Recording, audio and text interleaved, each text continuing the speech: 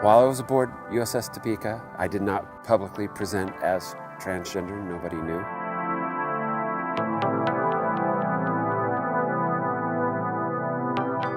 Difference today is new name. I am now Marsha Evelyn Morgan, a school bus driver and bald transgender woman.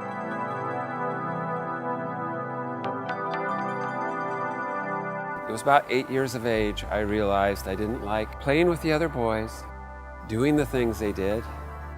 When I was 15 years old, my mom opened a dress shop.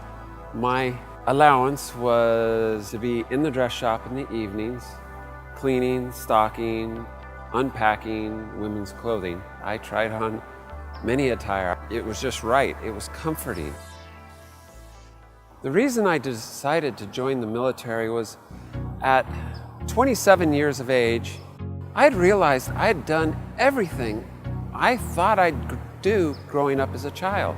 Worked at Disneyland, owned my own business, off-road raced, had my own big rigs, and I wanted to give back to my country. When I got through all my Navy schools and reported to my first submarine, I walked across the bow, met the chief of the boat, and he said, "Get your stuff in order. In 3 days, we're going to the Persian Gulf into support of Desert Storm." And I'm like, okay, trial by fire. I wasn't gonna go without something feminine. I took lingerie with me and kept it very carefully hid. Long story short, nothing stays hid on a fast attack submarine for very long. My shipmates found it, confronted me, said, "What is this stuff?" And I'm like, I thought fast. These were trophies of my kills, and they bought it. That was the good news. The bad news was then they wanted stories, and I was, at that point, a 31-year-old virgin with no stories to tell, so it was fun to try to make up stuff.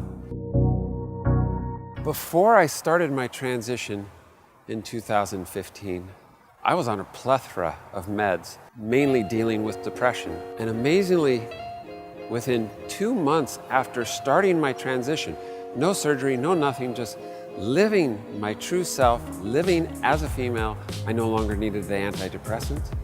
Once I had my surgery and woke up and realized it had been done, I was in heaven. I kept having doctors and nurses come in asking me if this was a dream come true, and I was like, God, no, it's not a dream come true. Dream come true is winning the lottery. This was a 54-year-old nightmare that has finally come to an end, and I can live my true life now.